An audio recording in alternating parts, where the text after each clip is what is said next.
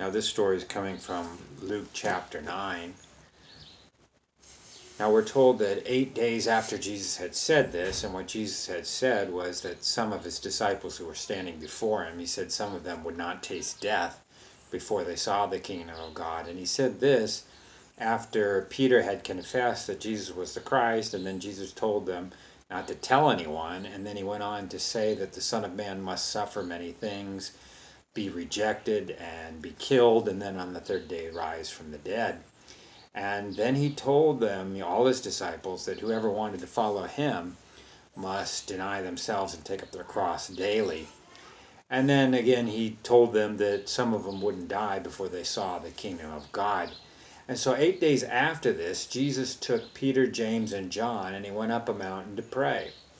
And so as Jesus was praying, his face changed, and his clothes became white, or dazzling white, or as bright as a flash of lightning.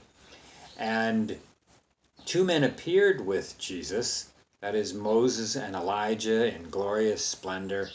And they were talking with Jesus, and they were talking to him about Jesus' departure, or his exodus, which Jesus would bring to fulfillment in Jerusalem, which he would soon bring to fulfillment in Jerusalem.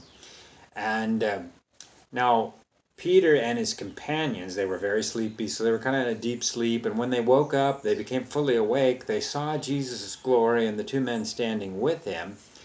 And as the men were leaving, Peter said, "Master," he said this to Jesus, "Master, it's good that we're here. Let me put up 3 shelters, or 3 tabernacles, one for you and one for Moses and one for Elijah."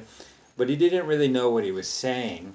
And then a cloud appeared, and it enveloped them. And as they entered into the cloud, they became afraid.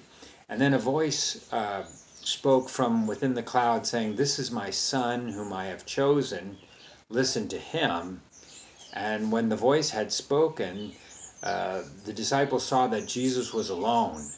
And they kept this matter to themselves, and they didn't tell anyone at that time what they had seen. And the next day, they went down the mountain, and they met a large crowd. And this is the story of the Transfiguration from Luke's Gospel, chapter 9.